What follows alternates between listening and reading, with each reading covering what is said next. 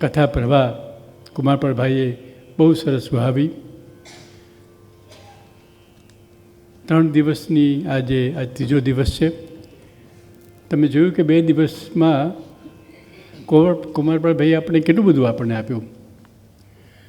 6 મહિનાથી કુમારપાળભાઈનું આ સતત આ વિષય પર અભ્યાસ એનું આ પરિણામ છે. એક એક વાક્ય તમને ખ્યાલ આવે કે કઈક વિષયમાં કેટલા એ ઊંડા ઉતર્યા હશે. અપંગો માટેનું એક પુસ્તકનું ભાષાંતર બહુ સરસ કરેલું, અને ઈંટની ઇમારત તો લગભગ વર્ષોથી એ ગુજરાત સમાચારમાં એમની કલમ દર મહિને દર અઠવાડિયે 3 કોલમ લખવાની એમને. અને એમ આ બધો સમય એમને ક્યાંથી મળે છે. ગુજરાતી સાહિત્ય પરિષદના પ્રમુખ સ્થાન એમ શોભાયું, એ બધું કામ, એ બધું લખવાનું કામ, અને વિશેષ તો વિશ્વકોશનું કામ. ભારતનું આ બહુ મોટું ગુજરાતી ભાષાના વિશ્વકોશનું એમણે જે કામ કર્યું ધીરુભાઈ ઠાકરની સાથે, 22 કે 25 વિશ્વકોશો એમણે તૈયાર કર્યા જૈન ભાષા અને ગુજરાતી ભાષા ઉપરના. અદ્ભુત કામ. એમાં માટે કેટલું બધું એમને સમય આપવો પડતો હશે. જૈનોલોજીની ત્યાં અમદાવાદની ચેર સંભાળે છે. હવે બીજું એમણે કામ સરસ ઉપાડ્યું, જૈન વિશ્વકોશનું. ગુજરાતી વિશ્વકોશનું છે જ, પણ જૈન વિશ્વકોશનું બહુ ભગીરથ કામ છે આ. એમની સાથે આખી ટીમ એમણે તૈયાર કરી. હું તો એમ કહું છું કે જૈન શાસનને એક મોટી દેન છે આ. કુમારપાળભાઈએ આ એક મોટું કામ આપણી પાસે કર્યું છે. હું ખરેખર કુમારપાળભાઈને અભિનંદન આપું છું. આખું જૈન શાસન એમનું આ રીતે ઋણી રહેશે. તો મને એમ લાગે છે કુમારપાળભાઈ, આવતે વર્ષે આપણે હેમચંદ્રાચાર્યની વાત કરીએ તો આપણે શું કહેવું છે? કલિકાલ સર્વજ્ઞ હેમચંદ્રાચાર્ય કેટલું બધું એમણે કામ કર્યું, કેટલું એમણે ગુજરાતી ભાષા આજે આપણી પાસે છે તો કલિકાલ સર્વજ્ઞ હેમચંદ્રાચાર્યને કારણે છે. એમણે 30 શલાકા પુરુષ એવું મહાન ચરિત્ર એમણે લખ્યું. ઘણું બધું કામ કર્યું છે. એમની પાસે ઘટનાઓ છે, વાતો છે, બધી તત્વની વાત છે, જૈન ધર્મના તત્વની વાત છે. આ બધી વાતો આપણને હવે આવતે વર્ષે આપણે હેમચંદ્રાચાર્યની કથા દ્વારા આપણે સાંભળી શકીશું. આપ સર્વને વિનંતી કરું, આપ અનુમોદના કરો મારી વાતની.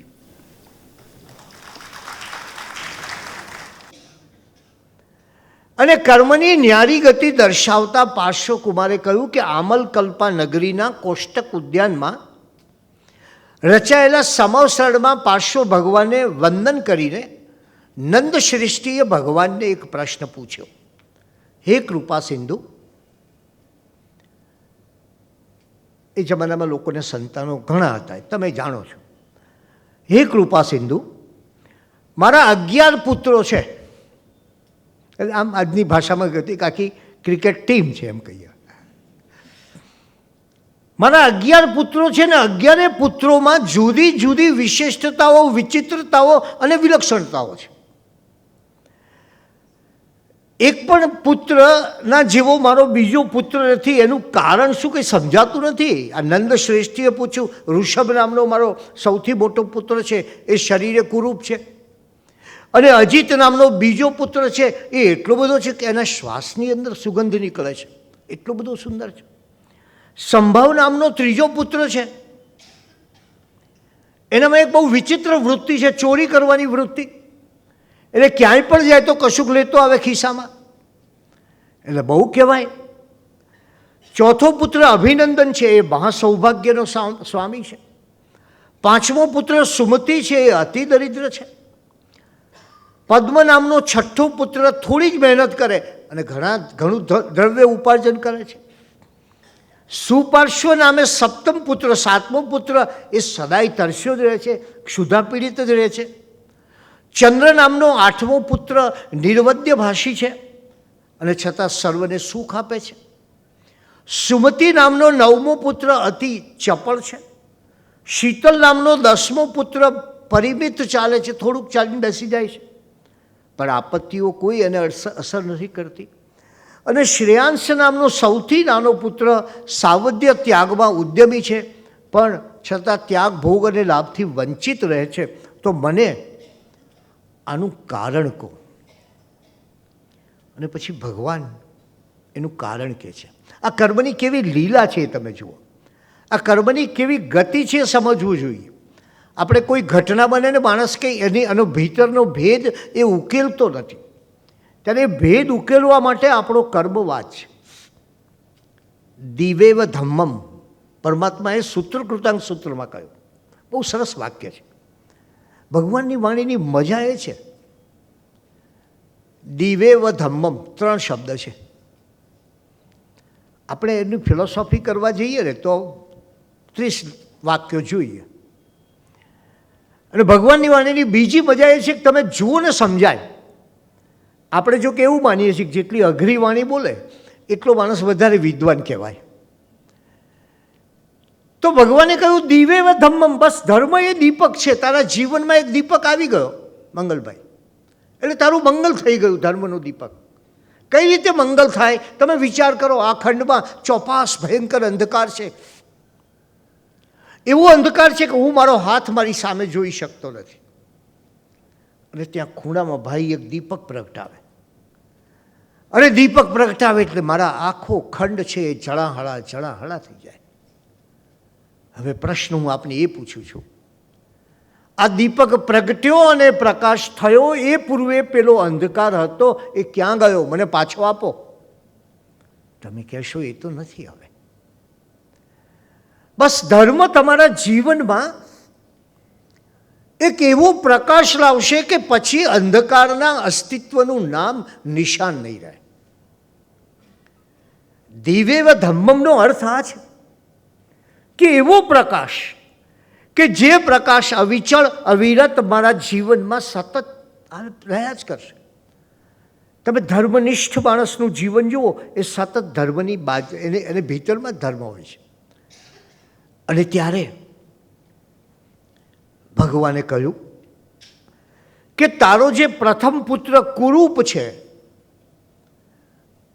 એનું કારણ એ છે કે એણે પોતે પૂર્વે પોતાના અગાઉના ભાવમાં ડરીને નિરપરાધી સર્પને હણ્યો હતો અને માટે કુરૂપ બન્યો. તારો દ્વિતીય પુત્ર છે એનું નામ હતું ધનરક્ષિત અગાઉના ભાવમાં, અને એણે સુંદર વ્રત પાલન કર્યું, અને એવું વ્રત પાલન કર્યું કે એના શ્વાસમાં પણ સુગંધ આવે છે. પરમાત્મા મહાવીરના જીવનમાં તમે જોશો તો ખ્યાલ આવશે કે પરમાત્મા જ્યાં જતા ત્યાં સુગંધના સમીર વહેવા લાગતા, વાયુ વહેવા લાગતો. અને ત્યારે જે ત્રીજો છે એને પોતાના પૂર્વ ભાવમાં ધનપાલે લોભવશ થઈને મિત્રના ધનનો દ્રોહ કર્યો, પૈસા પડાવી લીધા. આ પડાવી લીધા છે એ પછીના જન્મમાં ટ્રાન્સફર થયું, એટલે ચોરીની વૃત્તિ આવી એનામાં. કોકની લઈ જવું, કોકનું ઝૂંટવી લેવું, કોકનું ખૂંચવી લેવું, એ વૃત્તિ એનામાં એ રીતે જાગી. ચતુર્થ અણુવ્રતધારી ઘનમતી છે એ સુંદર વ્રતપાલનના પ્રભાવે મહાસૌભાગ્યશાળી બન્યો, અને એ મહાસૌભાગ્યશાળી બન્યો એ આ ભાવમાં એનું નામ છે અભિનંદન. આ રીતે એક પુત્રના પૂર્વભાવ સાથેનું એનું વર્તમાન સમયનું જોડાણ કરે છે, અને એ જોડાણ કરી અને પ્રભુ બતાવે છે કે આ અગાઉના કર્મોને કારણે, અગાઉના જીવનના એના પરિસ્થિતિને કારણે, અને જીવ્યો હતો એને કારણે આ પરિસ્થિતિ બની છે. અને ત્યારે ભગવાનની એ વાણીમાંથી જગતે એક અપૂર્વ અનુભવ કર્યો. કેવી સુંદર વાણી છે, આસપાસના સૌને પરિપ્લાવિત કરતી હતી. મુખેથી બોલાતી વાણી માત્ર મુખ સાથે અનુસંધાન સાધે છે, જ્યારે અંતરથી બોલાતી વાત એ આપણા આત્મા સાથે અનુસંધાન સાધે છે. અને આ ભગવાન પાર્શ્વનાથની એ વાણી હતી એ અંતરથી આવતી હતી, અને એ પ્રત્યેક વ્યક્તિના હૃદયને લિપ્ત કરતી હતી. જૈન તીર્થંકર પરમાત્માઓની વાણીનો થોડો વિચાર કરો તો આપણે ખ્યાલ આવશે કે કેટલી સરળ અને એકદમ સુંદર વાણી છે. એમાં કોઈ બીજો ભાવ નથી, સીધું હૃદયનું રિફ્લેક્શન છે, એમના ભાવોનું સીધું રિફ્લેક્શન તમને જોવા મળે. પ્રભુ જાગતો કોણ સારો અને સૂતો કોણ સારો? પ્રભુ કે થોડા જાગતા સારા અને થોડા સૂતા સારા. પ્રભુ આવું કેમ બોલો છો? હું સમજી શકતો નથી આ વચન. તો કે સારા માણસ જાગતા સારા અને દુષ્ટ લોકો સૂતા સારા. તમે જુઓ કે કેવું સુંદર રીતે બહુ જ સંક્ષેપમાં આખી વાત કરી દે છે. અને ત્યારે એ વાણીને ગ્રહણ કરવી સરળ બને છે. કેટલાક લોકો બહુ જલ્દી વાણીને ગ્રહણ નથી કરી શકતા. એકવાર અમારા એક રમણલાલભાઈ હતા, એમની તબિયત બગડી, તબિયત વારંવાર બગડવા લાગી. તો શહેરના શ્રેષ્ઠ ડૉક્ટર પાસે ગયા. ચેકઅપ કર્યા પછી ડૉક્ટરે નિદાન કર્યું, કોઈ બીજો પ્રોબ્લેમ નથી, બસ માત્ર રોજ 4 કિલોમીટર જેટલું દોડવાનું રાખો, કામ થઈ જશે તમારું. એટલે રમણલાલે પછી થયું કે ભાઈ આમ સ્ફૂર્તિ નથી લાગતી. ડૉક્ટરે કહ્યું 4 કિલોમીટર દોડો ને, જોજો સ્ફૂર્તિ કેવી, તમારી તબિયતમાં પરિવર્તન આવી જશે. થોડા દિવસ પછી ડૉક્ટર સાહેબ પર ફોન આવ્યો કે ડૉક્ટર સાહેબ તમારી સલાહ પ્રમાણે હું રોજ 4 કિલોમીટર દોડું છું, પણ અત્યારે તો હાંફ ચડી ગયો છે, થાક લાગી ગયો છે, શરીર તૂટે છે, શું કરું? એટલે ડૉક્ટર કે ઓહો સિરિયસ વાત છે, જલ્દી આવી જાઓ તમે. અરે જલ્દી આવી જાઓ, મારે તમારું ચેકઅપ કરવું પડશે, ફરીથી જોવા પડશે. રમણલાલે કહ્યું જલ્દી ક્યાંથી આવું, તમે રોજ 4 કિલોમીટર કરેલું, એટલે મુંબઈથી નીકળ્યો છો ને ત્યારે સુરત પહોંચ્યો છો. હવે તમે જુઓ કે આ જે છે એ એક માણસની પોતાની ગ્રહણ શક્તિની મર્યાદા છે.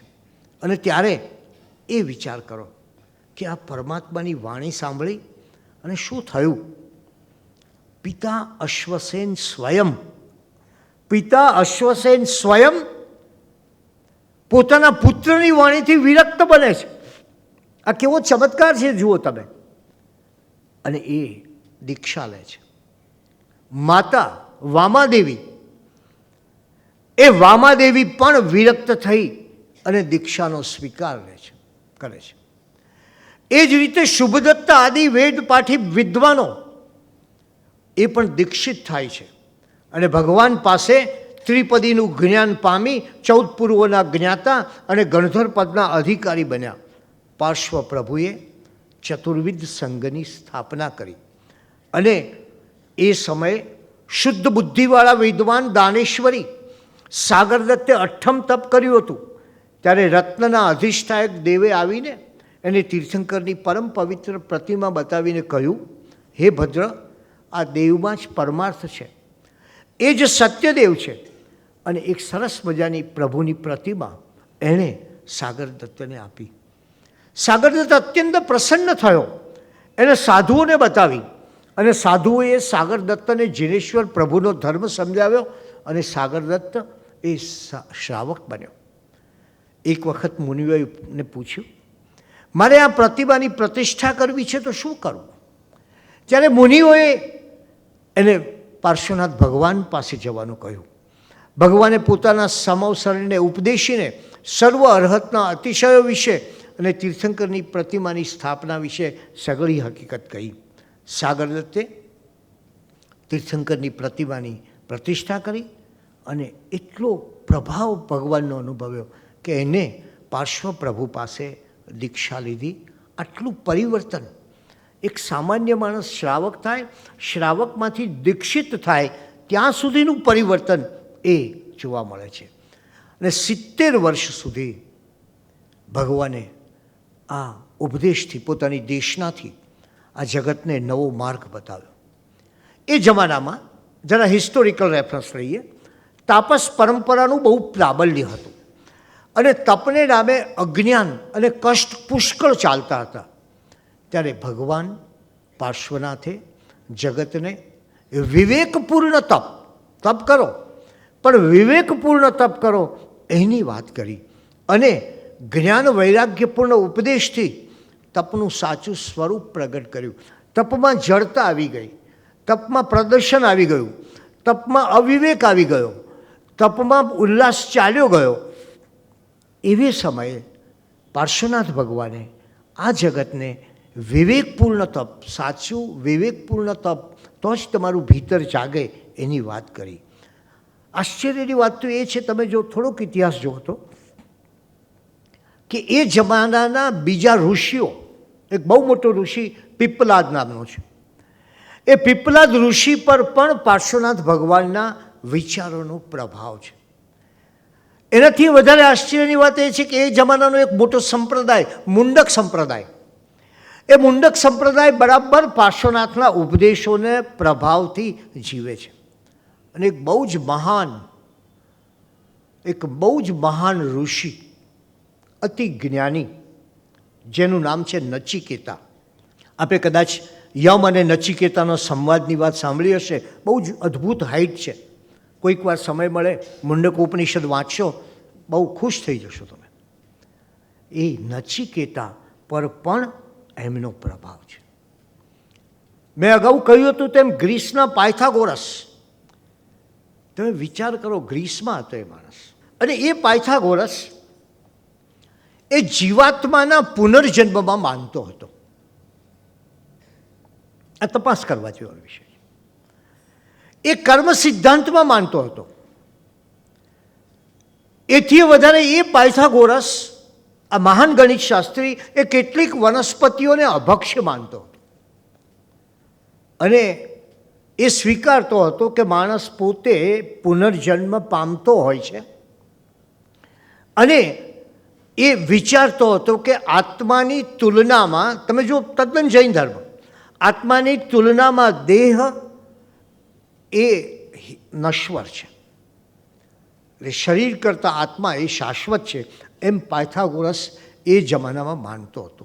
મારે આપને આ કહેવું છે કે આપણા જેવા સુજ્ઞજનોએ આ વિચાર કરવાની જરૂર છે કે આ જૈન ધર્મની પ્રાચીનતા શું ચીજ છે. આપણે ભૂલી ગયા બધું. આપણે ક્યાં એમ માન્યું કે ભાઈ પાર્શ્વનાથ ભગવાન સિવાય, ખાસ કરીને જે વિદેશના સ્કોલર્સ છે એમ કહે છે કે પાર્શ્વનાથ ભગવાન સિવાય બાકીની બધી દંતકથાઓ છે. એટલે પાર્શ્વનાથ ભગવાનથી હિસ્ટ્રી શરૂ થાય છે એમ કહે છે. કોઈ થોડાક આગળ જઈને રામ અને મુનિ સુરત સ્વામી સુધી જાય છે. મારો મુદ્દો જુદો છે.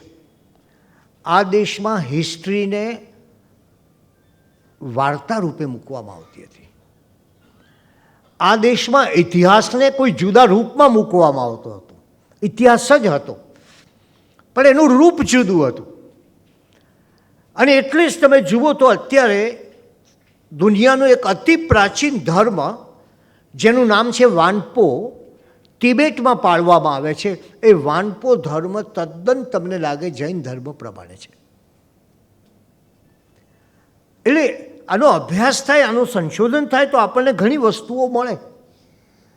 અને એ જો મળે તો આપણને ખ્યાલ આવે કે પાર્શ્વનાથના સમયમાં જ કેટલાક રાજાઓ એવા હતા કે જે સ્વયં પાર્શ્વનાથ ભગવાનને દેવ તરીકે અને ઈષ્ટદેવ તરીકે માનતા હતા. અને એટલે જ આ ભગવાનના ગણધરોની વાત, અને કેવળ જ્ઞાન પ્રાપ્તિ પછી ભગવાનનું પ્રથમ સમવસરણ થયું ત્યારે ભગવાનની ત્યાગ અને વૈરાગ્યપૂર્ણ વાણી સાંભળીને હજારો લોકોએ દીક્ષા ગ્રહણ કરી. અને એનો ઉત્સવ હતો. ચતુર્યામ ધર્મ પ્રવર્તી રહ્યો. અને એવે વખતે દરેક ગણધરની સ્થિતિ અલગ હતી. પ્રભુના ગણધરોની પણ અદ્ભુત વિશેષતાઓ છે. એક ગણધરના જીવન તરફ આપણે દૃષ્ટિપાત કરીએ ત્યારે ખ્યાલ આવશે કે આ પ્રત્યેક ગણધર એના જીવનની પ્રત્યેક ઘટના, એના જીવનનો પ્રત્યેક બનાવ, એના જીવનની પ્રત્યેક પરિસ્થિતિ એ કદાચ આપણા જીવનમાં પણ આવતી પરિસ્થિતિ હશે. અને ત્યારે પાર્શ્વનાથ ભગવાનના ગણધરો જુઓ અને પ્રભુ મહાવીરના ગણધરો જુઓ. પ્રભુ મહાવીરના ગણધરો, ગૌતમ ગણધર આપ સૌ જાણો છો, અને બીજા 10 મહાપંડિત એવા શિષ્યો, એમને એમના મનમાં રહેલી શંકા પ્રભુ પ્રગટ કરી આપે છે. અને પછી પ્રભુ મહાવીર સ્વયં એનો ઉત્તર આપે છે. એટલે આ બધા પંડિતો હતા. પણ પંડિતો તો હોય, બધા જ પંડિતો હોતા નથી. આ જીવનની શું પરિસ્થિતિ હોય છે,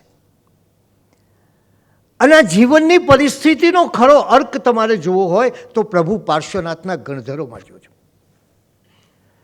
કેવો સુંદર અર્ક જીવનની પરિસ્થિતિ છે. એક આપણા આખા જીવનનું કોઈ મેઘધનુષ છે. અને એ મેઘધનુષ્ય એવું છે કે કોઈકને જીવનમાં સંસારની સ્વાર્થમયતાનો અનુભવ થયો, કોઈકને જીવનમાં સંસારની સ્વાર્થમયતાનો અનુભવ થયો. અને સ્વાર્થ વિશે તો તમે જાણો છો કે એક માં એના નાનકડી ઓરડીમાં 6 બાળકોને રાખી શકે, પણ એના 6 દીકરા 6 બંગલાઓમાં એની માને નથી રાખી શકતા. મને હમણાં તો બહુ એક ટિપિકલ પ્રોબ્લેમ સાંભળવા મળ્યો વિદેશમાં હતો ત્યારે. 3 દીકરા, દરેક દીકરો કે માને 2 દિવસ રાખવું, હવે વોટ એબાઉટ સન્ડે? મેં કીધું કે હવે કંઈ નહીં, આમાં બધું વોટ એબાઉટ જ છે બધું.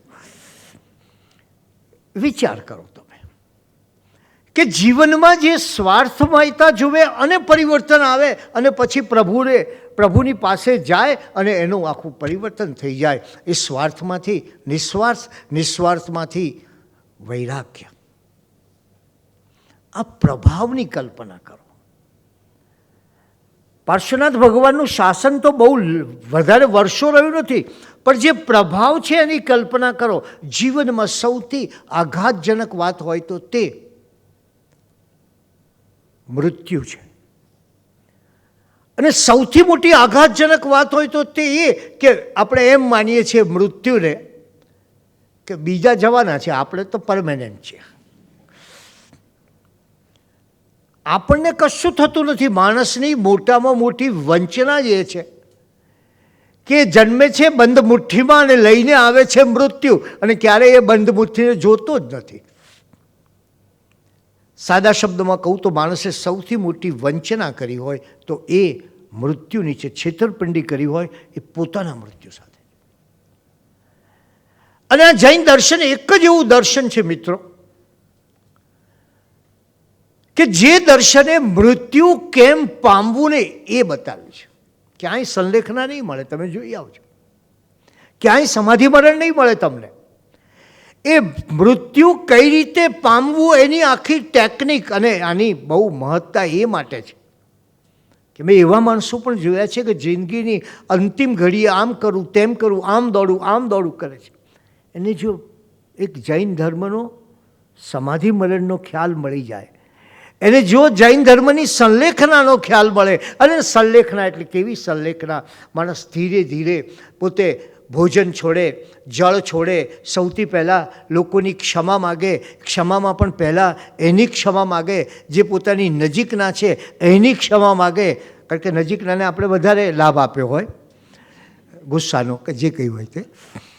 પછી બીજાની ક્ષમા માગે, પછી જગતની ક્ષમા માગે, અને પછી ભોજન, પછી જલ, અને પછી સમાધિસ્થ બને, અને પછી વિદાય લે. અદ્ભુત ટેકનિક. મૃત્યુની આવી ટેકનિક તમને ક્યાંય નહીં મળે. અને પાછા ભગવાન ભારે સાયકોલોજિસ્ટ, હોશિયાર. ભગવાન હોય એટલે હોશિયાર હોય છે, એમાં ક્યાં સવાલ છે. ભગવાને જોયું કે માણસ સંલેખના લે ને એમ થાય થોડીક જરા સંલેખના લાંબી ચાલે અને જરા લોકો આપણને પ્રણામ કરે, વંદન કરે ને લાભ પ્રાપ્ત કરે. ભગવાન કે કેન્સલ તારી સંલેખના. થોડી તકલીફ પડતી હોય ને એમ થાય કે હવે જલ્દી પૂરું થઈ જાય, જીવન તો સારું. ભગવાન કે કેન્સલ તારી સંલેખના. ભગવાન પણ બહુ અદ્ભુત સાયકોલોજિસ્ટ છે. મેં વચમાં એક પેપર વાંચ્યું હતું, જૈન ધર્મ અને માનસશાસ્ત્ર, ક્યારેક કહીશું એની વાત. પણ એ હકીકત છે કે કેટલાક લોકોને માતા પિતાના મૃત્યુથી આઘાત લાગ્યો, પણ ભગવાને એ આઘાતને પહેલાં સ્પષ્ટ કર્યો. આઘાતથી માણસ દોડે એમ નહીં, પણ આઘાતથી એ ધર્મ પાલન કરવા તરફ વળે, અને ધર્મ પાલન કરે પછી દીક્ષા તરફ વળે. આ પરમાત્મા છે. આ કોઈ ઇન્સ્ટન્ટ નથી કે સ્વિચ ઓન કરો અને ગ્લોબ ખુલી જાય, એવી દીક્ષા નથી. આ તો એક પ્રક્રિયાવાળી દીક્ષા છે. અને એ પ્રક્રિયાને પરિણામે કોઈએ માતા પિતાનું મૃત્યુ જોયું, કોઈએ પોતાની પત્ની અને પુત્રનું મૃત્યુ જોયું, કોઈએ પોતાનું અલ્પ આયુષ્ય જોયું. તમે જાણો છો માણસને એમ કહેવામાં આવે કે તારું આયુષ્ય હવે બસ 5-6 દિવસ જ છે. તમે જો કેટલો જેન્ટલમેન બની જાય છે, વાત ના પૂછે એવો જેન્ટલમેન થઈ જાય. એ અલ્પ આયુષ્ય જોયું. અને કોઈએ કોઈના પૂર્વ સંસ્કાર લઈને આવેલા, કોઈને જાતિ સ્મરણ જ્ઞાન થયું અને ગણધર બન્યા, અને કોઈએ સમવસરણમાં અને પરમાત્માના કેવળ જ્ઞાન વખતે ઉપસ્થિત રહ્યા અને દીક્ષિત થઈ ગયા. ભગવાનના એ ગણધરોની સ્થિતિનું વૈશિષ્ટ્ય જોઈએ. શુભદત્ત નામનો એમનો પહેલો ગણધર એ ક્ષેમપુરી નગરીમાં જન્મ્યો, એને શ્રાવક ધર્મ સ્વીકાર્યો. માતા પિતા પરલોકવાસી થતાં સંસારથી વિરક્ત થઈ આશ્રમપદ ઉદ્યાનમાં આવ્યો અને ત્યાં ભગવાનના સમવસરણમાં ગયો. પરમાત્માની દેશના સાંભળી અને અંતરનું પરિવર્તન થઈ ગયું. ભગવાનની પ્રભાવકતા બીજા ગણધર આર્ય ઘોષમાં જોવા મળે છે. નગરીના અમાત્યનો પુત્ર હતો, ભગવાનના કેવળ જ્ઞાન સમયે ઉપસ્થિત રહ્યો. એના બધા સ્નેહીઓ હતા અને જોયું કે ઓહો, પ્રભુને કેવું અદ્ભુત કેવળ જ્ઞાન થયું, કેવા દુંદુભીનાથ થાય છે, ઓ અદ્ભુત, અપૂર્વ, અનુપમ. અને તો હું એ માર્ગે જાઉં તો એક સુંદર વસ્તુ મળે એટલે આપણને મન થાય કે આપણે એને આપણા જીવનમાં ટ્રાન્સલેટ કરીએ, એનો અનુવાદ કરીએ. અને અનુવાદ કર્યો આર્ય ઘોષે. ઓહો, કેવું અદ્ભુત છે, આ મારા જીવનમાં થઈ જાય તો આવું, હું પણ આવો કંઈક આગળ જઈ શકું તો. અને ભગવાનનો એ ગણધર પદનો અધિકારી બન્યો. વશિષ્ઠ નામનો ત્રીજો ગણધર મહારાજા મહેન્દ્રનો પુત્ર, અને એને એના જીવનમાં જન્મજાત વૈરાગ્ય હતું. આ એક સમજવા જેવું છે. આ જગતને તમે જોજો મીનળબેન, ખ્યાલ આવશે આપને કે કેટલીક વ્યક્તિઓ પાસે સઘળું હોવા છતાં કોઈ જન્મજાત વૈરાગ્ય હોય છે. એ જીવે છે સંસારની વચ્ચે જ, પણ કંઈક એવો વૈરાગ્ય ભીતરમાં હોય છે કે જેને કારણે આ જગતની અંદર રહેતો હોવા છતાં એનાથી ઉફરો, એનાથી અલગ, એનાથી જુદો રહે છે. આપણે ત્યાં ગોવર્ધન રામે સરસ્વતીચંદ્ર નવલકથા લખી, ધનવંતભાઈ આપ જાણો છો એને, એમાં લખ્યું છે કે એનામાં કોઈ જન્મજાત વૈરાગ્યની ભાવના હતી. અને કદાચ આ વૈરાગ્યની ભાવના કોનામાં નથી, પ્રત્યેક વ્યક્તિમાં હોય છે. પણ આપણે પેલી ભીતરની વૈરાગ્યની ભાવનાને બહાર લાવવાને બદલે બહારના પરિગ્રહની ભાવનાઓ એટલી બધી અંદર લાદીએ છીએ કે પેલી ભાવના ગુંગળાઈને ખતમ થઈ જાય છે. દરેક વ્યક્તિના જીવનમાં તમે જરાક ઝીણવટથી જુઓ, વૈરાગ્યની વૃત્તિ હોય છે, લાલસાના ત્યાગની વૃત્તિ હોય છે, પરિગ્રહના ત્યાગની વૃત્તિ હોય છે. પણ પછી વસ્તુ એવી છે કે જીવનનો ખરો અર્થ અંદરથી બહાર જવામાં છે. અને આપણે એમ માની બેઠા કે બહારથી અંદર જવામાં છે. જેટલો બહારથી લઈ આવો અને એટલું આપણું ગર્વ. આટલું મારી પાસે મોટરો છે એટલે મારા મોટરોનો ગર્વ શરૂ થયો. અને પછી જો એમાં અહીંયા ફોન આવે કે એમાં પંક્ચર પડ્યું છે તો મારા મગજમાં પણ પંક્ચર પડી જાય. આ વસ્તુ છે. અને એટલે એ પહેલી વાર ભગવાનના સમવસરણમાં ઉપસ્થિત રહ્યો અને એનું હૃદય પલટાઈ ગયું. તમે જુઓ, સારા સ્થળોએ ઉપસ્થિત રહેવું, સત્સંગમાં જવું, એનો મહિમા શું છે? આપ અહીંયા બિરાજમાન છો, પણ આપણા મનમાં કોઈ વખત વિચાર આવ્યો પેલો જો મળી જાય ને સીધો કરી દેવો છે? કોઈ એક વિચાર નહીં આવે આપણને, એક વિચાર નહીં આવે. ભલે મગજમાં ઘણું હોય, બહાર નીકળીશું એટલે કદાચ ચાલુ થાય, પણ એક એવી ક્ષણ હોય અને એમાંથી કોઈ એક વસ્તુ મળી જાય, આપણું જીવન ધન્ય થઈ જાય અને જીવન જોવાની તમને દ્રષ્ટિ મળે. આજ સુધી જીવનને આપણે જે આસક્તિથી લઈને બેઠા હતા, પકડીને બેઠા હતા, જીવનની પ્રત્યેક ઘટના, જીવનનો પ્રત્યેક બનાવ, જીવનનો પ્રત્યેક પ્રસંગ આપણને બસ આમ વ્યથિત કરતો હતો. બસ આમ બન્યું, ઓહો, આમ બન્યું, ઓહો, અરે શું થઈ ગયું, કેવું થઈ ગયું. માણસમાં અસહિષ્ણુતા એટલી બધી આવી ગઈ છે ને, કલ્પના ન થાય તમને. બિલાડી એક જો વાસણ નીચે નાખે દૂધનું તો એટમ બોમ્બ ફૂટ્યો હોય એવો અવાજ કરે પેલો. અસહિષ્ણુતા. અને ત્યારે સહેજ આ સત્સંગથી શું થાય, સહેજ ડિસ્ટન્સ, હું જરાક ડિસ્ટન્સમાં જઈને જોઉં કે ભાઈ કુમારપાળ, હવે તારે નેક્સ્ટ ટાઈમ નક્કી કરવું જોઈએ, ખુરશી નાની રાખવી, આટલું બધું પ્રયોગ કરવાની જરૂર નથી. એમ નક્કી કરી શકીએ, આપણે વિચારી શકીએ કે ભાઈ આ બધું પાછળનો જે આ ઘટાટોપ છે થોડોક ધનંતભાઈને રિક્વેસ્ટ કરીશું કે સાહેબ જરાક હળવો કરજો, તમે જો એક ડિસ્ટન્સથી જોઈએ, નહીં તો આપણે અહીંયા પલાઠી મારીને બેઠા હોઈએ ને અહીંયા 5 તકિયા મૂક્યા હોય, અહીંયા 4 મૂક્યા હોય, પાછળ 6 મૂક્યા હોય, ને પછી તમે મને જોવાના બદલે તકિયાઓને જોતા હોય, એવી પણ પરિસ્થિતિ થાય. પરમાત્માનું સમવ સરળ છે પ્રભુ, જ્યાં બધા જ લોકો, આપ જાણો છો સમવ સરળમાં જ્યાં તિર્યંચ હોય, જ્યાં રાજા હોય, જ્યાં શ્રાવકો હોય, જ્યાં સાધુઓ હોય, જ્યાં સાધ્વીઓ હોય, અને ત્યાં બસ પ્રભુની વાણી વહેતી હોય, એ સમવ સરળ. એના 3 ગઢ, આપણે કોઈએ એમ કહ્યું કે સોનાના છે, રૂપાના છે, કે આ બધું કહ્યું. હું એ 3 ગઢને જુદા ગણું છું. પહેલો ગઢ છે એ દેહ છે, એને પાર જાઓ એટલે બીજો ગઢ છે એ મન છે, અને ત્રીજો ગઢ છે એટલે આત્મા છે. અને આત્માના ગઢ ઉપર જુઓ ને ત્યારે સામે પરમાત્મા તમને દેખાય. આ સમવ સરળના 3 ગઢની કલ્પના કરો.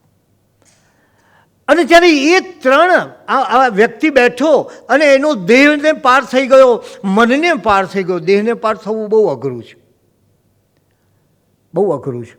તમને હું અત્યારે કહું ચાલો અમદાવાદ, એટલે તમે ફટ દઈને કહેશો સાહેબ ગરમી બહુ છે, બરાબર, હમણાં નહીં, મે મહિનામાં જવા દીજો સાહેબ, પછી આવીશું. દેહ, માણસ 97% એનું જીવન, 97% દેહ સાથે જીવે છે. અમારા દેહને ગમે છે, અમારા દેહને નથી ગમતું, બહુ મજા આવે છે, અહીંયા ગરમી થાય છે, બાફ લાગે છે, આજ કંઈક જરા અનઇઝી છું, જરા આજે આમ થઈ ગયું છે, આજે જરા મૂડ નથી. અદ્ભુત એક રોગ શરૂ થયો છે આ દેશમાં, મૂડ નથી.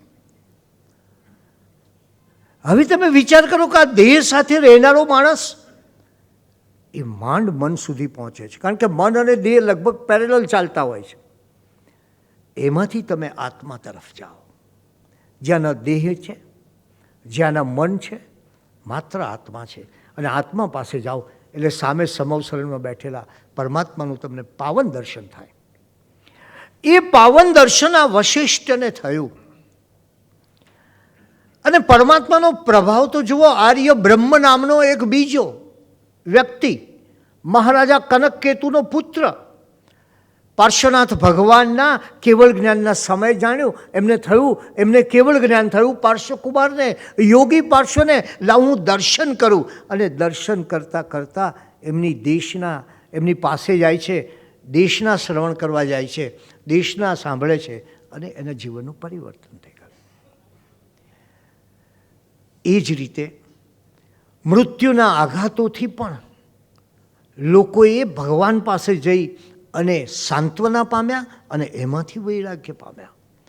સોમ નામનો રાજા મહિધરનો પુત્ર, એના જીવનમાં યુવાવસ્થામાં એનું લગ્ન થયું અને એને 4 વર્ષનો પુત્ર અવસાન પામ્યો. સંસારમાંથી એનો રાગ ઉઠી ગયો, પણ ભગવાન પાસે ગયો. અને ભગવાન પાસે ગયો ત્યારે ભગવાનના વચનોએ એને સંયમ માર્ગમાં પ્રેર્યો. આર્ય શ્રીધરને જાતિ સ્મરણ જ્ઞાન થયું, પોતાના પૂર્વભવોનું. અને પછી ખબર પડી, ઓહો, હું તો કોઈ નાટક ખેલતો રહ્યો છું. એક ભવમાં પશુ, બીજા ભવમાં પ્રાણી, ત્રીજા ભવમાં દેવલોકમાં, ચોથા ભવમાં અહીંયા. આ તો કેવા ગળથોલા ખાતો રહ્યો છું, અહીંથી ત્યાં ને ત્યાંથી ત્યાં. કોઈ તિર્યંચનો ભાવ, કોઈ દેવનો ભાવ, કોઈ મનુષ્યનો ભાવ, કોઈ વાર નારકીમાં. આ ક્યાં ક્યાં ગયો? તો હવે મારે આ ભવ ભ્રમણ સમાપ્ત કરવું છે. અને એ સમાપ્ત કરવા માટે એ પ્રભુની પાસે જઈ અને વૈરાગ્ય ધારણ કરે છે. વારીસેન એને પૂર્વજન્મના સંસ્કાર હતા, તો ભદ્રસેને જગતની સ્વાર્થમયતા જોઈ. 9મા અને 10મા શ્રાવસ્તી નગરીમાં રહેતા જય અને વિજય, એમને ખ્યાલ આવ્યો કે અમારું આયુષ્ય અલ્પ છે, એટલે પ્રભુ પાસે ગયા, કહ્યું કે આ અલ્પ આયુષ્યને કંઈ ઉજ્માળ બનાવવું છે, અમને પ્રવજ્ય આપો, અમને દીક્ષા આપો. અને પરમાત્માએ દીક્ષા આપી. મારે આપને એ કહેવું છે કે આ ગણધરોનું જીવન વૃત્તાંત છે એ એક અર્થમાં જુઓ તો વિતરાગતાનું એક વિરલ દર્શન આપણને કરાવે છે. અને દરેકે જુદા જુદા કારણથી રાગમાંથી વિરાગ તરફ ગતિ કરી છે. મેં આપને કહ્યું તેમ જિંદગીમાં એ જ રહેવાની છે આપણી જિંદગી, એ જ પરિસ્થિતિ રહેવાની છે. તમે અહીંથી ઘેર જશો તો એ જ સિચ્યુએશન હશે, નો ચેન્જ. બહાર જશો તો પણ એ જ મિત્રો હશે. પલટાવાનું છે કોને? પરમાત્મા કહે છે પલટાવાનું છે તારે પોતે. તારી ભીતરને પલટ, એમાં તું ચેન્જ લાવ. બહાર કશો ચેન્જ ન થઈ શકે, બહાર કોઈ ચેન્જ ન થાય. જે કંઈ આપણે પરિવર્તન લાવવું છે એ ભીતરમાંથી પરિવર્તન લાવવું છે.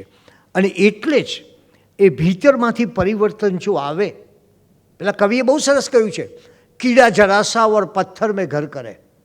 એક નાનકડો કીડો હોય, તમે જોજો, કાળમીંડ પથ્થર હોય, એ ધીરે ધીરે કોરી અને એમાં પોતાનું ઘર બનાવે છે. कीड़ा जरासा और पत्थर में घर करे, इंसान क्यों न दिले दिलबर में घर करे. માણસ શા માટે દિલે દિલબર, દિલબર એટલે ઈશ્વર, ઈશ્વરના હૃદયમાં વાસ ન કરી શકે? જો આવો નાનકડો કીડો આવા કઠણ અને સખત અને કાળમીંડ પથ્થરની અંદર પોતાનું ઘર બનાવી શકે, તો માણસ પોતે ઈશ્વરના હૃદયમાં કેમ વાસ ન કરી શકે? અને એ વાત આ પાર્શ્વનાથ પ્રભુના મહિમાથી દેખાય છે. અને એમનું જ્યાં જ્યાં જાય, જંગલમાં જાય, સર્વત્ર એક પ્રકારનું મંગલ પ્રવર્તતું હતું. અને એમણે જગતને પોતાના દિવ્ય ધ્વનિથી, પોતાના મધુર વચનોથી એક કલ્યાણનો સંદેશ આપ્યો. અને ત્યારે આપણને સ્મરણ થાય કે પ્રભુ તારા વચન કેવા મધુરા વચન છે, અમે કદી ભૂલી ન શકીએ એવા મધુરા વચન છે. અમારા જીવનનું પરિવર્તન સાધતા એવા પ્રભુ તારા કેવા સુંદર મધુરા વચન છે. અને પ્રભુ પાર્શ્વનો મહિમા એવો સર્વત્ર વ્યાપી વળ્યો કે કલ્પના ન થાય. એ જ્યાં જ્યાં જતા ત્યાં ત્યાં સર્વત્ર કલ્યાણ અને મંગલનું પ્રવર્તન થતું. એવા પ્રભુ એમના કલ્યાણનો સંદેશો આપતા આપતા નિર્વાણના સમયે સમેત શિખર તીર્થ પાસે આવ્યા. જૈન ધર્મના આપ જાણો છો મહાન તીર્થોમાંનું એક તીર્થ એ સમેત શિખર, જ્યાં 20 તીર્થંકરોએ નિર્વાણ પદને પ્રાપ્ત કર્યું છે, એવું આ સમેત શિખર. અને અહીં નિર્વાણ સમય નજીક આવેલો જોઈને પ્રભુ પાર્શ્વનાથ બીજા 33 મુનિવરો સાથે અનશન ગ્રહણ કરીને બેઠા. સાધના શરૂ થઈ. જીવનની જે દેહ છબી ફરતી હતી એની એક વિદાયની વેળા આવી હતી. આ સમેત શિખરની ભૂમિ યોગી પાર્શ્વને અને પરમાત્મા પાર્શ્વનાથને બહુ પ્રિય ભૂમિ હતી. ઇતિહાસ એમ કહે છે કે પ્રભુને એટલી બધી આ ભૂમિ પ્યારી હતી કે દીક્ષા અંગીકાર કર્યા પછી વારંવાર આ સમેત શિખરની ભૂમિ પર તેઓ પધાર્યા હતા. એમને આ ભૂમિ એટલી પ્રિય હતી કે આ ભૂમિ પર અનેકવાર એમના સમવસરણો રચાયા હતા. અને એ સમવસરણોમાં બેસીને બિરાજમાન થઈને પ્રભુએ પોતાની દેશના આપી હતી. એવા આ પ્રભુની દેશના સમવસરણમાં રહેલા પ્રભુની દેશના સાંભળીને અનેક લોકો એ પોતે પ્રતિબોધ પામ્યા હતા. આ સ્થળે માત્ર જૈનો આવ્યા હતા એવું નહોતું. જૈનો હતા, જૈનેતરો હતા, સૌ કોઈ એમની દેશનાથી પ્રભાવિત થયા. આસપાસના જંગલોમાં વસતી જાતિ, આસપાસના ભયાનક વનોમાં વસતા આદિવાસી પ્રજા, આ સૌ કોઈ પાર્શ્વનાથના ઉપદેશનું અમૃતનું પાન કરતા હતા. અને એ આદિવાસી પ્રજા, એ લોકો એ પ્રભુ પાર્શ્વને કોઈ વાર પારસમણી મહાદેવ કહેતા, કોઈ વાર ભયહર પાર્શ્વનાથ કહેતા, કોઈ વાર એમનો શ્યામ વર્ણ જોઈ અને કાલિયા બાબા કહેતા, તો કોઈ વાર એમને પારસ બાબા કહેતા. અને એ રીતે આજે પણ સમેત શિખરની આસપાસમાં વસતી જાતિઓમાં તમે જાઓ, સમેત શિખરના ગામડાઓમાં તમે જાઓ, એની આસપાસના ઝારખંડના, તો ત્યાં તમને પારસ બાબાનું મંદિર અવશ્ય મળે. આવો પારસનો પ્રભાવ હતો. માત્ર નગરોમાં નહીં, આ એક તીર્થંકર એવો છે કે જેનો પ્રભાવ સર્વવ્યાપક સર્વજનને, એ નગરમાં વસતો હોય કે ભયાનક જંગલોની વચ્ચે વસતો હોય, પણ એ સર્વજન ઉપર આ પારસનાથનો પ્રભાવ હતો.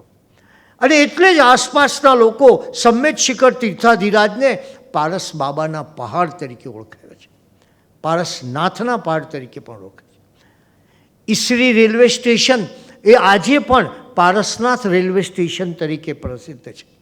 અને પ્રતિવર્ષ પ્રભુના જન્મ કલ્યાણકના દિવસે પોષ દશમીએ અહીંયા સરસ મજાનો મેળો ભરાય છે.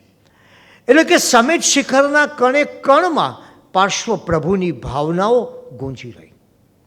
અને અહીં 1 મહિનાનું અનશન કરી કાયોત્સર્ગ મુદ્રામાં શ્રાવણ સુદ આઠમના દિવસે વિશાખા નક્ષત્રમાં પ્રભુ નિર્વાણ પામ્યા. કહે છે કે એક ક્ષણે એકાએક અંધકાર વ્યાપી ગયો. દેવો દુઃખી થયા.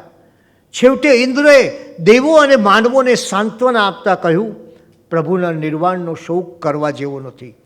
પ્રભુનો આત્મા અનંતકાળના પરિભ્રમણથી મુક્ત થઈને હવે પરમપદ પામ્યો છે. એ આનંદદાયક છે. એમના નામસ્મરણ માત્રથી આ જગતનું કલ્યાણ થશે. ચાલો એમનો નિર્વાણ મહોત્સવ ઉજવીએ. પણ લોકોના મનમાં એક ભાવ તો હતો જ કે એમની પાવનકારી છબી, એમનો પ્રભાવક દેખાવ એ હવે અમને જોવા નહીં મળે. પણ પ્રભુના ઉપદેશને ધારણ કરીને એમના મહિમાના ગુણગાન કરતાં કરતાં લોકો પોતાનું જીવન વ્યતીત કરવા લાગ્યા. પરમાત્મા જે સ્થળે નિર્વાણ પામ્યા એ સુવર્ણભદ્ર ટૂંક કે મેઘાડંબર ટૂંક તરીકે ઓળખાય. અને અહીં અતિ 24ના કુલ 27,349 જેટલા મુનિવરોએ અને તીર્થંકરો નિર્વાણ પામ્યા છે. સમેત શિખરની યાત્રા કરનારને માટે એક એવી ઉક્તિ છે કે એને 1 કરોડ પૌષધના ઉપવાસનું ફળ પ્રાપ્ત થાય છે. 28 ટૂંકોનો આ સમેત શિખર. એની 18મી ટૂંકે તમે જુઓ પ્રભુ પાર્શ્વનાથનું આ ભવ્ય મંદિર. ગિરિરાજ પર તીર્થંકરની મૂર્તિ ધરાવતું આ એક જ મંદિર, બાકી અન્યત્ર સર્વત્ર આપણને ચરણ પાદુકાઓ જોવા મળે. અને ત્યારે એમ કહે છે કે આજથી 400 વર્ષ પહેલાં અહીંયા દેવ દુંદુભીનો નાદ લોકો સંભાળતા હતા. પ્રભાવક ચરિત્રમાં નોંધાયું છે કે બીજા સૈકાના આચાર્ય પાદલિપ્ત સુરી, આ પાદલિપ્ત સુરીના નામ પરથી પાલિતાણા પડ્યું. એ પાદલિપ્ત સુરી એ અહીં આકાશને માર્ગે આવીને આ તીર્થની રોજ યાત્રા કરવા આવતા અને આહાર ગ્રહણ કરતા હતા. ભગવાનની વાણી અને આ મહાન ગિરિરાજ જે 4,488 ફૂટ ઊંચો છે, એ મહાન ગિરિરાજ એ એક પાવન સ્થળ બની ગયું. અને એની યાત્રા એ જીવનભરની એક મોટી યાત્રા બની. એની પરિક્રમાનો પણ એટલો જ મહિમા થયો. આ સમેત શિખર તીર્થના સ્મરણ સાથે પ્રભુ પાર્શ્વનાથનું નામ જોડાયું છે. એવો જ એક અનુપમ મહિમા શંખેશ્વર તીર્થનો છે. અને એમ કહેવાય છે કે પાર્શ્વનાથ ભગવાનની અતિ પ્રાચીન મૂર્તિ એ આ શ્રી શંખેશ્વર તીર્થમાં છે. અને એટલે જ એ પ્રભુ પાર્શ્વનાથ એમને પુરુષાદાનીય કહેવામાં આવ્યા. પુરુષાદાનીયનો અર્થ છે જેમનું વચન લોકો માન અને પ્રેમપૂર્વક સ્વીકારે, અને પ્રગટ પ્રભાવી કહેવામાં આવ્યા. એ શંખેશ્વર મહાતીર્થ, જેની એકાદ થોડી વાત આપણે આગળ કરી ગયા છીએ. પણ સર્વ તીર્થંકરોની જેમ પાર્શ્વનાથ પ્રભુ પણ રાગ દ્વેષ મોહ મમત્વાદી સર્વ દૂષણોથી રહિત છે. અન્ય તીર્થંકરોની જેમ એ કોઈના પર અતિ પ્રસન્ન થતા નથી અને કોઈના પર અપ્રસન્ન પણ થતા નથી. એ વિતરાગપણાની મૂર્તિ પાર્શ્વનાથ ભગવાનના જીવનમાં જોવા મળે છે. શંખેશ્વર તીર્થની વાત કરીએ તો એમ લાગે કે એ તીર્થનો પણ એક અગણિત પુણ્યફળનો મહિમા આપણે જોઈએ છીએ.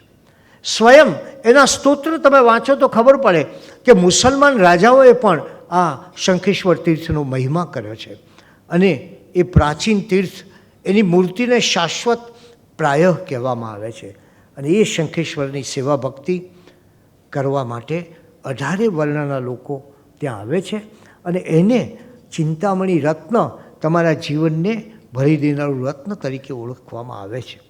આ શંખેશ્વરનો મહિમા જગતમાં અત્યંત વિસ્તૃત થયો અને વિસ્તાર પામ્યો. શ્રદ્ધાવાળા ભક્તો શંખેશ્વર પાર્શ્વનાથ તીર્થ પર જાય છે ત્યારે એમ માને છે કે ભગવાનના 3 રૂપ છે. મૂર્તિ એક જ, રૂપ 3. પ્રભાતે કુમારાવસ્થા લાગે, મધ્યાહને યુવાવસ્થા લાગે અને સાયંકાળે વૃદ્ધાવસ્થા દેખાય. મૂર્તિ એક, દર્શન જુદા જુદા. વિચાર કરો તમે. અને એટલે જ એને લઈને લોકો પ્રભુને મજાકમાં બહુરૂપી કહે છે કે તારા કેટલા બધા રૂપ છે. સવારમાં આ રૂપ, બપોરે આ રૂપ, સાંજે આ રૂપ. સાંજે ચોઘડિયા વાગતા હોય, દીવાબત્તી થયા હોય, ધૂપ ઉવે ખાતો હોય, પ્રભુની આંગી સુંદર બનેલી હોય, તેવી વખતે વધારે લોકો જ્યારે દર્શન કરવા આવે ત્યારે પ્રભુનું રૂપ છે એ વૃદ્ધાવસ્થાના જેવું રૂપ લાગે છે. અને એટલે સમાજમાં કેટલાક લોકો એ પ્રભુને કહે છે અમે કોના દર્શન કર્યા? અમે ડોસલા પ્રભુના દર્શન કર્યા, વૃદ્ધ પ્રભુના દર્શન કર્યા. અને એ ભગવાનનું શાસન, મેં આપને કહ્યું તેમ ભગવાન મહાવીરના શાસન પહેલાં 250 વર્ષનું એમનું શાસન, પણ એમનો પ્રભાવ અજોડ.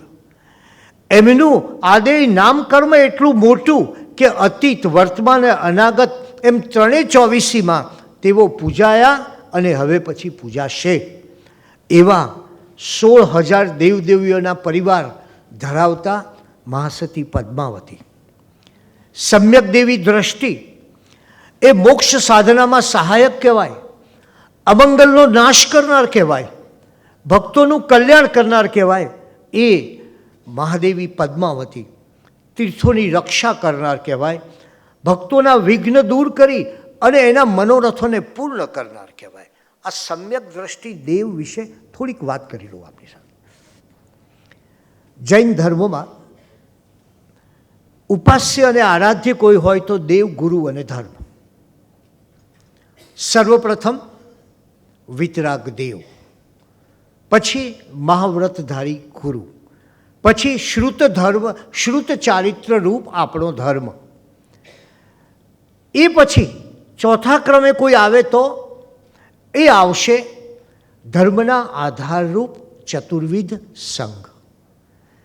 એટલે એ દૃષ્ટિએ તમે જુઓ તો ધર્મ તત્વમાં સમ્યક દ્રષ્ટિ દેવો, ધરણીધર પદ્માવતીની વાત કરી રહ્યો છું, એમનું સ્થાન 3 કારણે છે. એક, શાસનના વૈયાવૃત્યને માટે, 2, શાંતિ પ્રદાનને માટે, અને 3, સમ્યક દ્રષ્ટિ આત્માને સમાધિ પ્રદાન કરે છે માટે.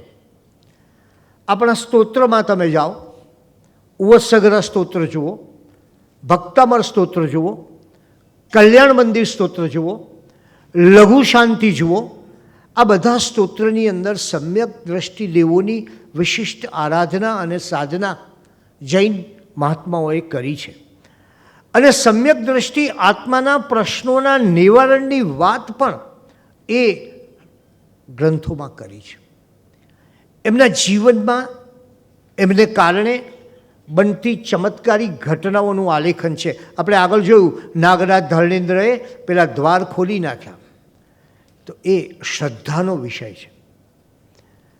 પણ શ્રદ્ધા તમે આરાધના સાથે જોડવી જોઈએ, વિકૃતિ સાથે નહીં. આ બહુ સમજવા જેવી વાત છે. આપણી જે શ્રદ્ધા છે એ શ્રદ્ધાને તમે કેવી રીતે જોડશો? પહેલી વાત, યક્ષ અને નાગ એટલે શું? એક મોટી રિસર્ચ ચાલે અને એના સંશોધનને અંતે એમ લાગ્યું કે ભગવાન મહાવીર સ્વામી અને જૈન તીર્થંકરો એ પૂર્વેના,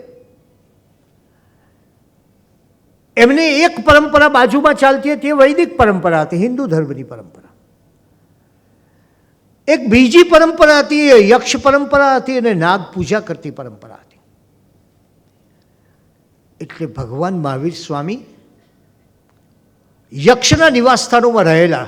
આપ જાણો છો શૂલપાણી યક્ષ, યક્ષ મંદિર આખી વર્ણન છે. અને બીજી બાજુ નાગની પૂજા હતી. નાગની પૂજા તમે જુઓ, હિસ્ટ્રી જુઓ, પૂરો ઇતિહાસ જુઓ, પ્રાગ ઐતિહાસિક કાળ જુઓ, તો છેક દ્રવિડ પ્રજા આવેલી ત્યારથી નાગની પૂજા હતી. વિષ્ણુ આપ જાણો છો અનંત નામના શેષનાગની શૈયા પર સૂતેલા એવા વિષ્ણુ. શંકર ગળામાં અલંકારની જેમ નાગ વીંટાળીને રહેલા શંકર. કૃષ્ણ કાલીય નાગનું દમન કરનારા કૃષ્ણ. તમે જુઓ નાગના કેટલા પ્રતીકો છે. અને એટલે જ નાગને 3 વાત કહેવામાં આવતી. કાલીય નાગની વાત આપ જાણો છો. નાગને પહેલો મુખ્ય બાબત એ જળનો સ્વામી હતો. એ જળનો સ્વામી ગણાતો. અને તમે જુઓ જરાક હિસ્ટ્રીને, તો કૃષ્ણ ભગવાન આર્યકુળના નેતા એ યમુના નદીને કાંઠે ગયા. યમુના ઉપર નાગ જાતિના નાગનું પ્રભુત્વ હતું. કૃષ્ણ ભગવાન આર્ય જાતિના નેતાએ નાગ જાતિના એને હરાવ્યો. એની આખી સ્ટોરી નાગદમનમાં તમને મળશે. આખી નાગદમનમાં જે કહે છે નાગ, અને અંદર કહે છે કૃષ્ણ કાળિયો ને તું શું કામ ને તારી માને વધારે લાગે છે, નામ છે બધું કહે છે.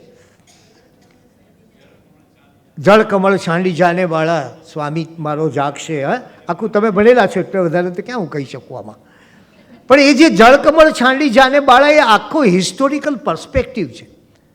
અને આપણે લોકો, મેં જે આપને કહ્યું તેમ, આપણે કોઈ હિસ્ટ્રીને છે ને નાગ જાતિ પર આર્ય જાતિએ મેળવેલો વિજય બરાબર જળ કમળ છાંડી જાને બાળા. આખું કાવ્ય એ આનો અર્થ બતાવે છે. બીજું નાગનો હેતુ એ ધન અને સંપત્તિનો દાતા કહેવામાં આવે છે. અને ત્રીજો નાગનો હેતુ એ સૃષ્ટિ તત્વનું પ્રતીક છે. આટલું એક આપણે અધિષ્ઠાયક દેવોની બાબતનો વિચાર કરીએ ત્યારે એ યાદ રાખવું જોઈએ કે આ ધર્ણેન્દ્ર અને પદ્માવતી એ નિત્ય તીર્થોમાં જઈ અને સેવા કરે છે. એના સાનિધ્યમાં રહે છે. તમે જાણો છો તીર્થંકરની બાજુમાં જ બસ ગોખલામાં મૂકીએ મૂર્તિઓ મૂકવામાં આવે છે.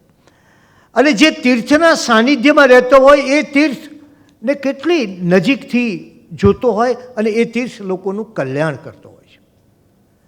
એટલે પદ્માવતી વિશે વિચારીએ ત્યારે આપણે કેટલીક વસ્તુઓ એ જોવી જોઈએ કે પદ્માવતી છે એ પદ્માસન પર બેઠી છે. એ તો બહુ સીધી વાત છે.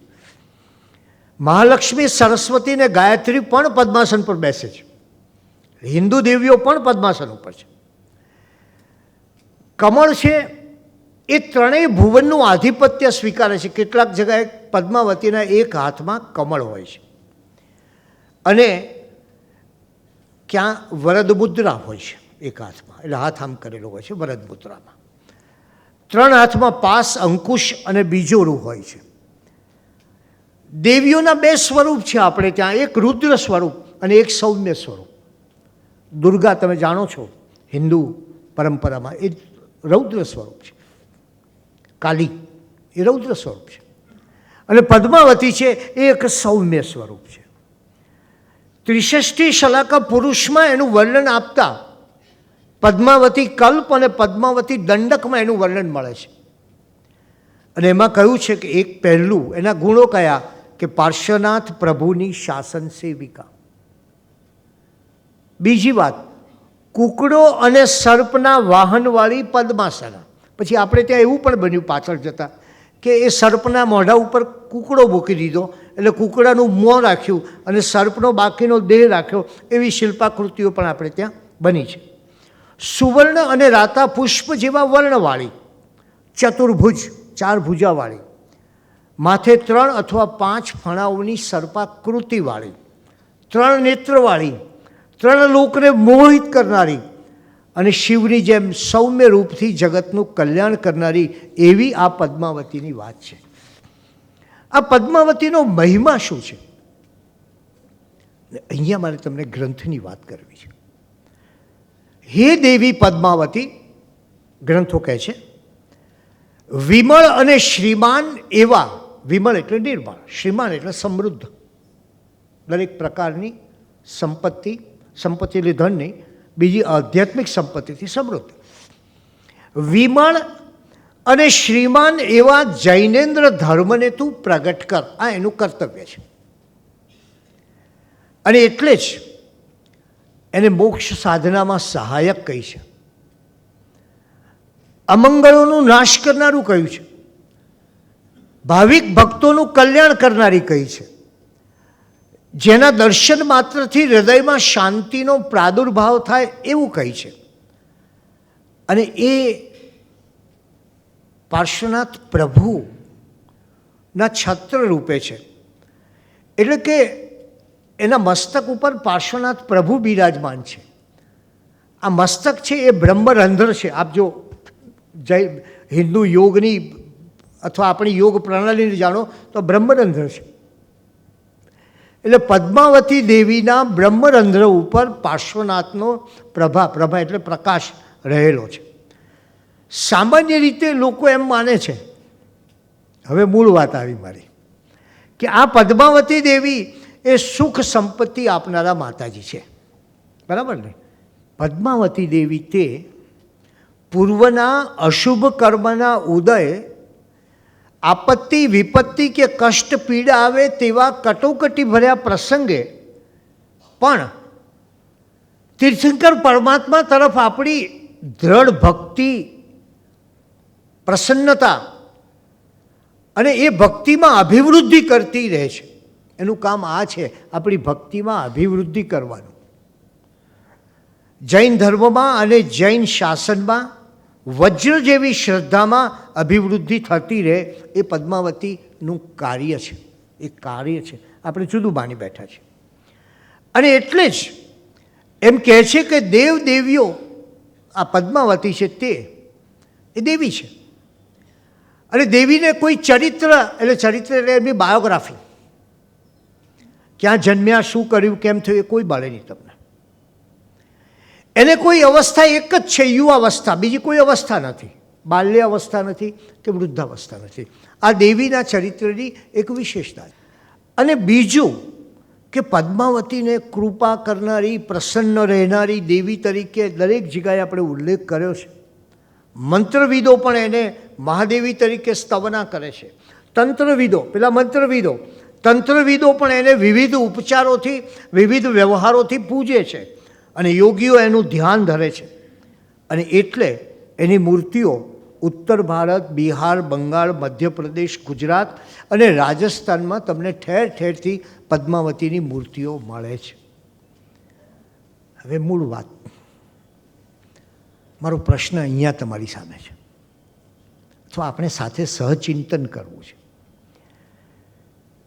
કે આપણો અધિષ્ઠાયકો પ્રત્યેનો આદર, વિતરાગ પરમાત્માના અનાદર સુધી પહોંચવો ન જોઈએ.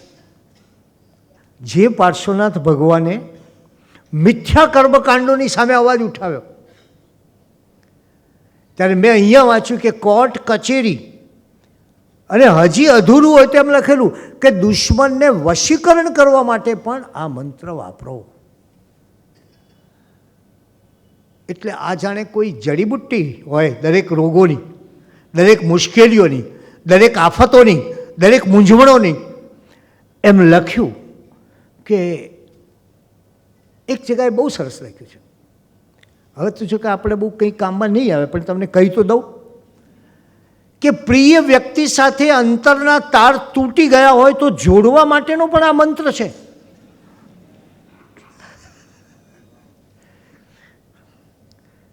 અને પુત્ર પ્રાપ્તિ માટેનો મંત્ર. મારે આપને એક વાત કહેવી છે કે અન્ય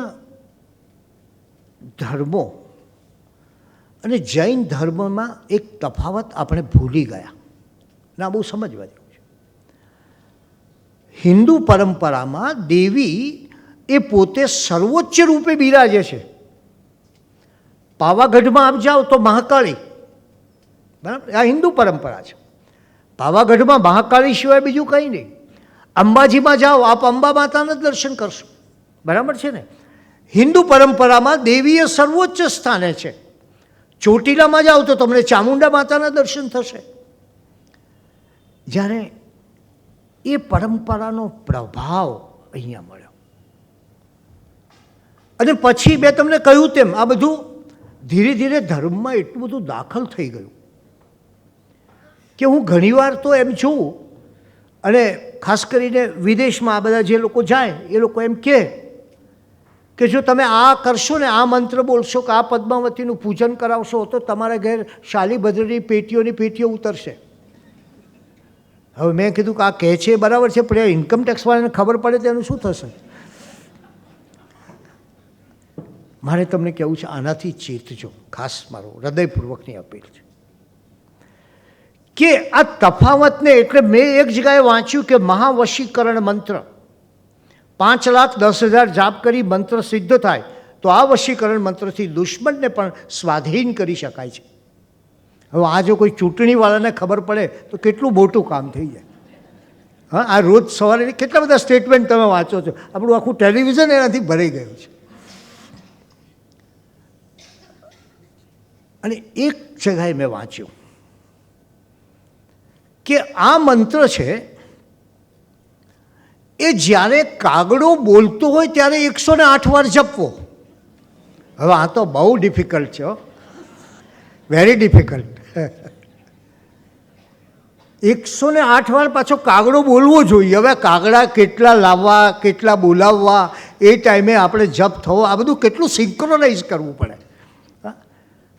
અને ત્યારે 10 વૈકાલિક સૂત્રમાં પરમાત્મા ભગવાન મહાવીર સ્વામીએ કહ્યું, મુમુક્ષુ આત્માએ તૃષ્ણા રહિત થઈને ધર્મના માર્ગે વિચરણ કરવું જોઈએ. સૂત્ર કૃતાંગમાં જૈન આગમ ભગવાન મહાવીર સ્વામી એમ કહ્યું, આત્મવિદ સાધકે નિસ્પૃહ થઈને, રિમેમ્બર, નિસ્પૃહ થઈને આવનારા કષ્ટો સહન કરવા જોઈએ. આવે છે આવું નિસ્પૃહતા, અકળાવાનું નહીં, પણ એને નિસ્પૃહ થઈને આ કરવું જોઈએ.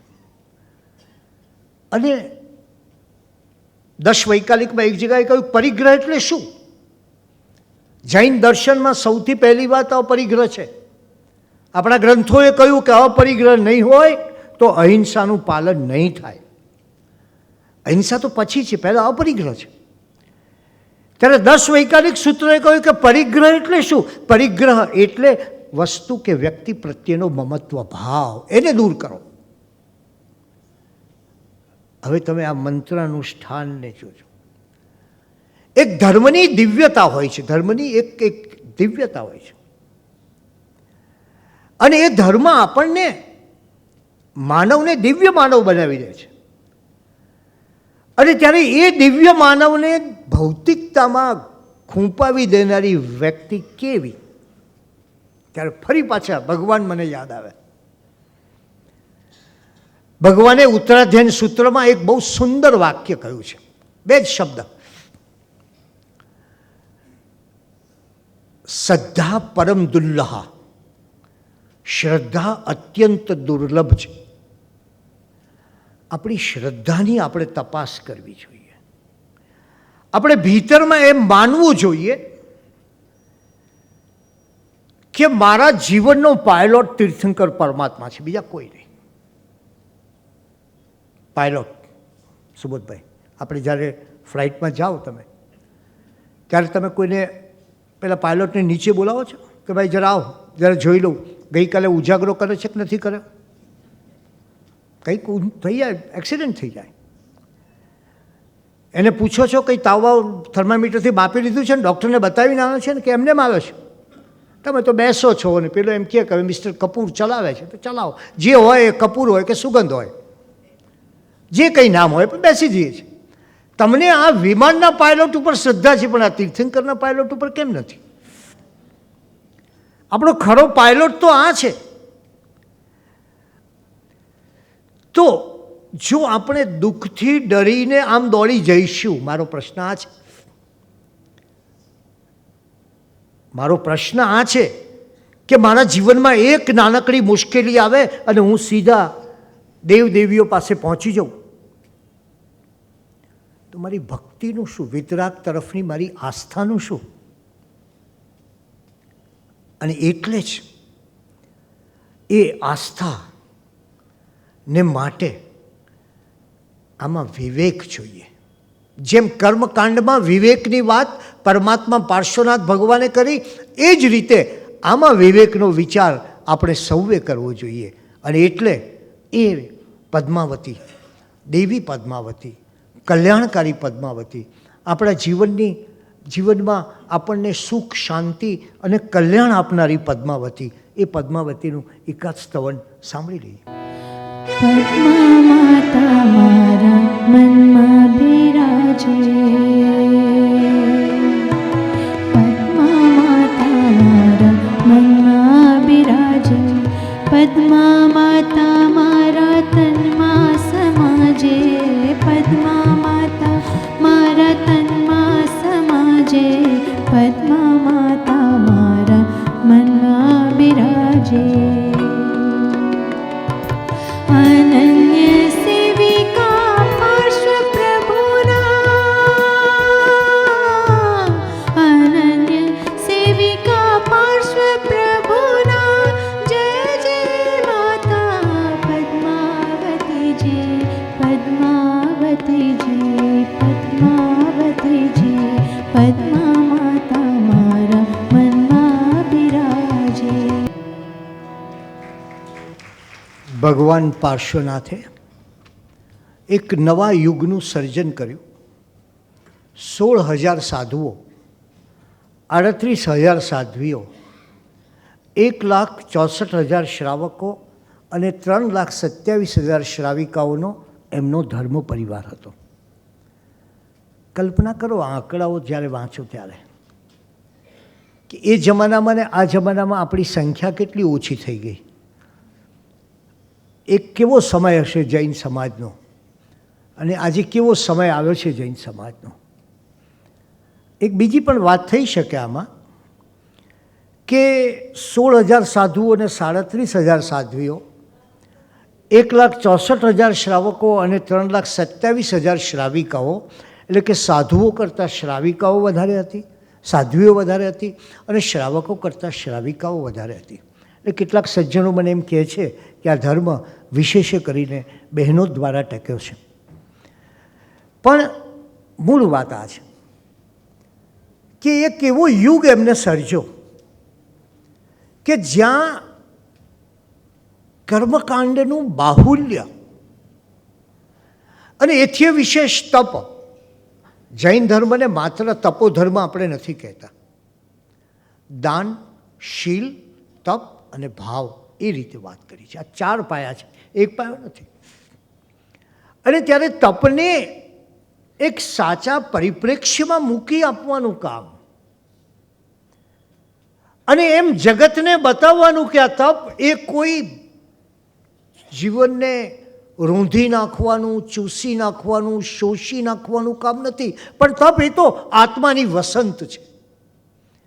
તારા આત્મામાં વસંત ખીલે, એની વસંતની બહાર હોય, એના પુષ્પો ખીલ્યા હોય, એમાં ચોતરફ વનરાજી હોય, આખી પ્રકૃતિ હસું હસું થઈ રહી હોય, અને એમ તારું ભીતર હસતું હોય, તારી અંદર હરિયાળી હોય, એ વસંત છે. તો પાર્શ્વનાથ ભગવાને તપની વસંતની પહેલાં વાત કરી. બીજી વાત એમણે કરી, એક જીવનનું બહુ મહાન સૂત્ર પાર્શ્વનાથ ભગવાન પાસેથી મળે છે, અને એમને કહ્યું કે જીવનમાં શું જરૂરી છે. સમતા, મમતા, નમ્રતા અને ક્ષમતા. મમતા એટલે શું? પ્રભુ પાર્શ્વનાથ કમઠ સર્પ અને સર્પયુગલની ઘટના પરથી તમે જાણી ગયા કે મારી મમતા એ માત્ર મારા સ્વજનો સુધી નહીં, માત્ર મારા સેવકો સુધી નહીં, માત્ર મારા સમાજ સુધી નહીં, માત્ર આ પૃથ્વી પરના માણસો સુધી નહીં, પણ મારી મમતા આ પૃથ્વી પરના પેલા અબોલ જીવો તરફ અને પેલી સરસ મજાની પ્રકૃતિ તરફ પણ છે. એટલે મમતાનો કેવો ભવ્ય વિસ્તાર એ પ્રભુ પાર્શ્વનાથના જીવનમાં આપણે પહેલી વાર જોઈ શકીએ. બીજી વાત છે સમતા. જીવનમાં દુઃખો આવે, વેદના આવે, વ્યથા આવે, મેઘમાળી જેવો ઉપસર્ગ કરે. કમઠ, પહેલા ભવનો મોટો ભાઈ કમઠ, પોતે નાના ભાઈ હતા મરુભૂતિ, અને એ 10 ભવ સુધી નિષ્કારણ, કારણ વિના પજવે, ત્રાસ આપે, હત્યા કરવાનો પ્રયાસ કરે, અને છતાં સમતા. આ સમતા કઈ? બહાર ચાલતી દુનિયા જુદી અને મારા ભીતરની દુનિયા જુદી. બહાર ભલે ઉપસર્ગોનો મારો થતો હોય, પણ ભીતરમાં કોઈ એનાથી એ સરોવરના શાંત જળમાં કોઈ સહેજ નાનું વમળ પણ નથી આવતું, એક કાંકરી પણ નથી લાગતી. તો એમનો પહેલો ઉપદેશ મમતાનો, બીજો ઉપદેશ સમતાનો. આપણા જીવનમાં આવતા આઘાતો, આપણી નિષ્ફળતાઓ, આપણે રાખેલી ઈચ્છામાં મળેલી હતાશાઓ, કારણથી તો લોકો આપણો દ્વેષ કરતા હોય, પણ આપણે ત્યાં એવા પણ સજ્જનો છે, સજ્જનો અવતરણ ચિહ્નમાં, કે જે નિષ્કારણ તમારો દ્વેષ કરે. અને આ બધાની વચ્ચે તમે તમારી જો એકવાર સમતા ગુમાવી દેશો ને તો નિષ્ફળ, સમતા જાળવી રાખશો તો સફળ. સમતા એ તમારા ભીતરની આત્મકસોટી છે, પરીક્ષા છે. પરમાત્માએ બતાવ્યું કે બહાર આટલા ઉપસર્ગો અને છતાં પૂર્ણ સમતા અને નમ્રતા. ત્રીજી વાત, કેવી નમ્રતા! હું રાજકુમાર છું એમ નહીં, હું પ્રચંડ શક્તિશાળી છું એમ નહીં, હું પ્રભાવશાળી છું એમ નહીં. અરે મને તો આ એક ચિત્રમાંથી પણ બોધ મળે છે. નેમ કુમારનું ચિત્ર જોયું અને એમાંથી બોધ પોતે પ્રાપ્ત કર્યો. આ કેવું હૃદય હશે એની કલ્પના કરો. જરા ઇતિહાસ જોઈ આવીએ આપણે તો ખબર પડે. કોઈ માણસે કોઈ એક ચિત્ર જોઈને એનું હૃદય પરિવર્તન થયું છે ખરું? મોનાલિસાની અદ્ભુત કલાકૃતિ જોનારા 10 મિનિટ જોવે અને વિચાર કરે કે આ હસે છે કે હસતી નથી. હા, અત્યારની વાત કરું. ત્યારે મારે આપને આ કહેવું છે કે નમ્રતા કેટલી? નમ્રતા હોય તો જ તમે બીજાની પાસેથી ગ્રહણ કરી શકો, નહીં તો ગ્રહણ ન કરી શકો. તો એ નમ્રતા કેવી કે એક ચિત્ર જુએ અને જીવન પરિવર્તન થઈ જાય. અને ક્ષમતા કેવી? કેટલી બધી પ્રચંડ પ્રભાવકતા કે પોતાના સમયના બધા જ સમાજ તરફનો આદર, એમનો બોલ પડે અને લોકો એમને અનુસરવા માંડે. એમના જીવનની કોઈ ઘટના જુએ અને લોકો એમની પાછળ ચાલવા લાગે. અને એમનો સમવસરણમાં ઉપદેશ સાંભળે અને એ ઉપદેશ લોકોને માટે જીવનભરની દીવાદાંડી બની જાય. આ એક એવો પ્રભાવ હશે, એની કલ્પના કરો પ્રભુ પાર્શ્વનો. અને ત્યારે ફરી પાછો ભગવાન મને યાદ આવ્યા. આચાર્યાંગ સૂત્રમાં આપણું પ્રથમ આગમ એમ કહ્યું છે, ધીરે મુહત્તમવી અણોપમા યણ. ધીર પુરુષે, ધીર સાધકે મુહૂર્ત માટે પણ, મુહૂર્ત એટલે ક્ષણ, મોમેન્ટ, મુહૂર્ત માટે પણ થોડો સમય પણ પ્રમાદ ન કરવો. જો આપણને આવા પરમાત્મા મળ્યા હોય તો એની ઉપાસનામાં એક પળનો પણ પ્રમાદ ન કરવો. અને એ પાર્શ્વનાથ ભગવાનના ભવ્ય ચરિત્રનું આલેખન દિગંબર જૈનાચાર્ય જીનસેન મહારાજે એમની સંસ્કૃત ભાષામાં પાર્શ્વાભ્યુદય ગ્રંથમાં કર્યું. વાદીરાજ સૂરીએ પણ સંસ્કૃત ભાષામાં 12 સર્ગો ધરાવતું પાર્શ્વનાથ ચરિત્ર લખ્યું. અને પદ્મકીર્તિએ અપભ્રંશ ભાષામાં પાસનાહચર્યું લખ્યું. દેવભદ્રના પ્રાકૃતમાં લખાયું. અને આમ અનેક દેવચંદ્ર, માણિક્યચંદ્ર, વિનયચંદ્ર, સર્વાનંદ સુરી, ભાવદેવ સુરી, સકલ કીર્તિ સુરી, અસ્પાલ, તેજપાલ, પદ્મસુંદર ગણી, હેમ વિજય ગણી વગેરે પ્રભુ પાર્શ્વનાથના ચરિત્રને આલેખતા ગ્રંથોને કહે છે. અને પંડિત સુખલાલજીએ કહ્યું પાર્શ્વનાથ ભગવાને 3 વસ્તુ આ સમાજ ધર્મને આપી. એક જૈન સંઘ, બીજો જૈન આચાર અને ત્રીજો જૈન શ્રુત. આ 3નો મોટો વારસો પાર્શ્વનાથ ભગવાને આપ્યો. અને ત્યારે આપણને એમ લાગે કે પ્રચંડ શક્તિ હતી છતાં પણ પરમ શાંતતા ધારી, મનથી પણ નહીં દ્વેષ ચિંતવ્યો, અજબ તિતિક્ષા ધારી. કેવી અજબ તિતિક્ષા હતી! ઓ જગમંગલ ગાનારા, તારા જીવન રહસ્યો ન્યારા. તારા જીવન રહસ્યને અમે જેમ જેમ પાર પામીએ એને મેળવવા પ્રયાસ કરીએ એમ અમારા જીવનમાં હે તીર્થંકર ભગવાન તમારો પ્રકાશ મળે. આ જગતમાં, આ ભૌતિકતામાં, આ વેદનાગ્રસ્તતામાં, આ વ્યસ્ત જીવનમાં, આ દોડધામમાં, આ ટ્રાફિકમાં સ્ટ્રક થઈ ગયા છે એવી આપણી જિંદગીમાં આપણને ક્યાંક પેલો પ્રકાશ મળે અને એમ કહે પેલા વૈરાગ્યનું સ્મરણ કર, જે વૈરાગ્ય પામી મોટા મોટા રાજાઓ પણ બધું જ છોડી અને ચાલી નીકળ્યા હતા. એ વૈરાગ્યનું સ્મરણ કર કે જેને કારણે અનેક લોકોએ પોતાના જીવનમાં સાચો શ્રાવકનો આચાર પાડ્યો અને જીવનને સાચી રીતે ગાળ્યું.